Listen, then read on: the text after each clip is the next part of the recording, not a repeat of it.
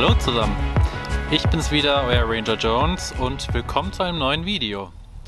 Den nächsten Windpark, den ich hier an der Ostsee besuche, ist der Windpark Carinaland, der benachbarte Windpark zu Kirchmulzow. Ja, das ist ein echt geiler Windpark, weil hier echt super viele verschiedene Anlagentypen stehen, unterschiedlicher Größe, unterschiedlicher Leistung, wieder verschiedene Hersteller.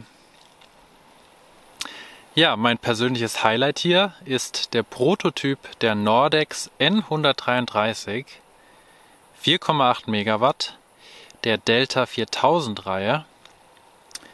Meine erste Delta 4000 Anlage, die ich sehe. Ich hatte den Anlagentyp auch gar nicht so auf dem Schirm, N133. Es gibt ja die N131, der Delta 3000 Reihe. Und das hier ist jetzt die Starkwindanlage der Delta 4000 Reihe. Man sieht es auch am Design. Sie sieht aus wie eine Delta 4000 Anlage mit dieser riesigen Narbe vorne dran und dem Maschinenhaus. Richtig geil. Ja, und dann, was steht hier noch so rum? Hier hinten ist nochmal ein anderer Eno-Typ. Das ist eine Eno 114 mit 3,5 Megawatt. Heute sehe ich ganz viele Enos. Zwischendrin stehen noch die vielen kleinen AN Bonus mit 1300 kW. Richtig cool, dass die hier noch stehen. Hier im Hintergrund ist noch eine fette Enercon E126 EP8. Dann stehen hier noch verschiedene Typen von E92 mit unterschiedlicher Nabenhöhe, E70, E82 und der Prototyp der Nordex S82. Wusste ich gar nicht, dass es den überhaupt gibt. Also im Prinzip wie eine Repower MM82. Ja, hier drüben stehen nochmal zwei Anlagen. Nordex N100, 2500. Soll auch der Prototyp der Anlage hier sein. Auch interessant zu wissen. Ja, dann schaue ich mir das Ganze mal von nahem an und ganz besonders gespannt bin ich natürlich auf die Nordex. So, ich stehe jetzt hier bei der Nordex N133. Hier scheint auch Service da zu sein. Da findet wahrscheinlich gerade eine Wartung statt. Deshalb läuft sie leider nicht. Aber trotzdem geil, sie von so nahe zu sehen. Ich muss sagen, ich bin echter Fan von der Delta 4000 Reihe. Das Design finde ich echt mega nice. Also mit der fetten Narbe und dem Design der Gondel gefällt mir echt richtig gut. Hier sieht man schön die Zackenbänder an den Rotorblättern. Ich sehe gerade, die Luke hier oben steht auf. Da wird auch gerade ein Seil abgelassen. Also ich schätze mal, dass da gleich was hochgezogen wird. Ja, ich will jetzt hier auch nicht stören, wo die Wartung stattfindet. Aber ich wollte mich einfach gerne mal drunter stellen und mir die Anlage mal von nahem anschauen. Schade, dass sie nicht läuft. Aber trotzdem geil, dass ich endlich mal eine Delta 4000 gesehen habe. Ich werde jetzt auch gleich mal mit der Drohne hochsteigen. Sieht bestimmt nochmal richtig nice aus von oben. So, ich stehe jetzt hier in der Nähe von der Nordex N133 und ich habe echt Glück. Sie dreht sich endlich. Der Service ist jetzt gerade gefahren und sie ist wieder am Netz. Mann, sieht das geil aus, ey. Oh, richtig geile Anlage. Hier sieht man jetzt nochmal richtig schön die dicke Narbe vorne. Typisch für die Delta 4000. Also vom Design her muss ich sagen, gefällt sie mir echt richtig gut. Vielen gefällt sie nicht so gut, aber ich muss sagen, ich finde das Design echt cool.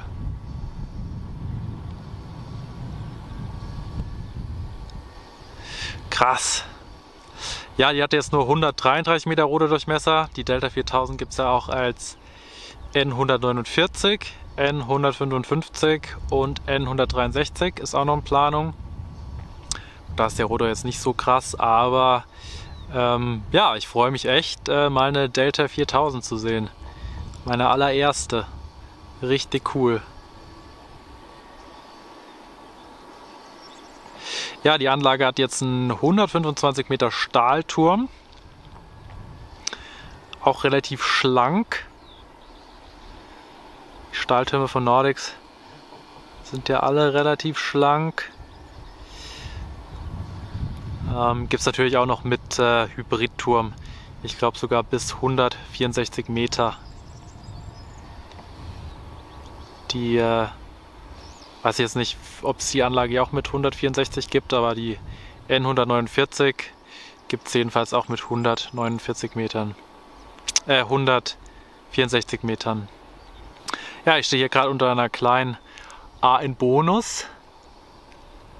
Finde ich echt geil, dass hier im Windpark so noch verschiedene Generationen von Anlagen stehen.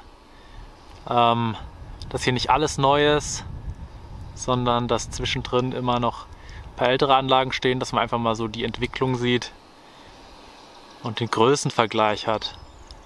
Also die N133 hier ist schon echt eine der größten hier und auch leistungsstärksten im Park. Die E126 EP8 ist noch ein bisschen größer, aber ist schon echt beeindruckend. Also man sieht sie von weitem echt schon herausstechen, die N133. Hier hinten sieht man jetzt nochmal schön den Windpark Kirchmulzow, wo ich gerade eben war. Da nochmal die E141 EP4. Die Enos, hier die E126 EP3 und da dann nochmal die Eno 82, 290 und noch die zwei anderen Enos.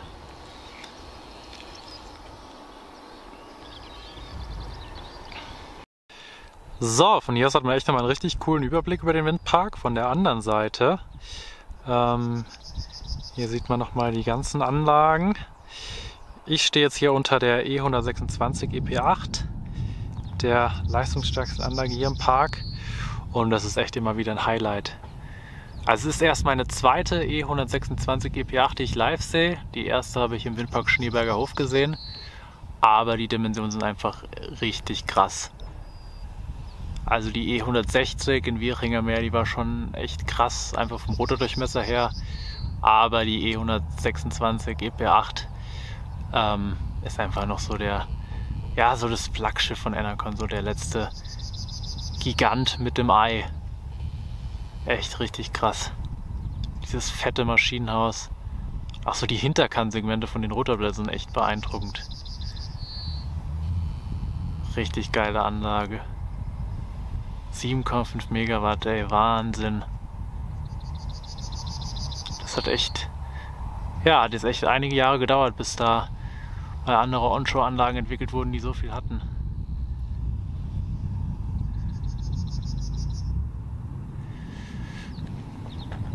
Ja, hier drüben steht die Eno 114, wieder eine neue Eno-Anlage. Jetzt habe ich in 2 Windparks 4 verschiedene Eno-Typen gesehen. Habe vorher noch gar keine gesehen. Richtig cool. Ja, vom Design her finde ich die auch echt cool. Also sieht aus wie die 126er. Nur dann eben dieser rote Streifen hier. Echt nice. Also ich hoffe echt auf mehr Eno in Süddeutschland. Namenhöhe auch so 137 Meter, schätze ich. Ja, da steht noch eine relativ neue E92. Auch mit flachem Hinterteil. Und ja, da hinten steht dann die fette Nordex N133. Also die überragt die anderen Anlagen echt schon um einiges. Ist schon echt ein krasses Teil. Ja, hier drüben ist dann Kirchmulzow, da steht auch alles. Da hinten ist die EP4. Ja, man denkt immer, hier im Meer muss ja eigentlich immer Wind gehen.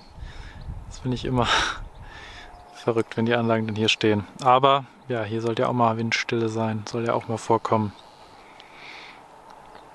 Ja, die süßen kleinen A-Bonus sieht schon witzig aus im Vergleich zu den anderen größeren Anlagen drumherum.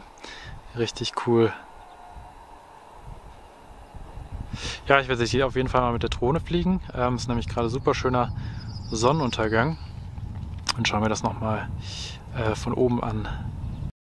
Von hier aus hat man jetzt echt nochmal einen richtig schönen Blick auf den Park von etwas weiter weg. Hier sieht man die E126 EP8 nochmal schön in voller Größe. Die E-Nord hat sich jetzt leider abgeschaltet.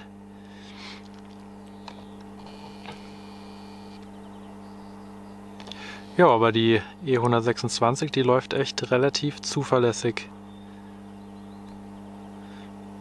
Ja, im Hintergrund stehen auch jetzt einige Anlagen, die E70, E82, die stehen alle. Es ist einfach ein echter Koloss, die E126 von den Dimensionen her. Das ist echt so ein richtiger Leuchtturm, den man von weitem sieht. Richtig geil. Ja, ich werde mich jetzt auf den Rückweg machen. Die Sonne geht bald unter, dass ich noch im Hellen zurückkomme. Ja, ich hoffe, das Video hat euch wie immer gefallen. Gerne wieder Kommentare schreiben. Im Anschluss folgt jetzt wieder ein kleines Drohnenvideo. Echt coole Aufnahme mit dem Sonnenuntergang. Ja, gebt mir gerne einen Daumen nach oben. Kanal abonnieren. Nicht vergessen. Gibt noch ganz viele andere Videos auf meinem Kanal. Und dann sehen wir uns beim nächsten Video. Macht's gut, halt die Ohren steif und bis bald.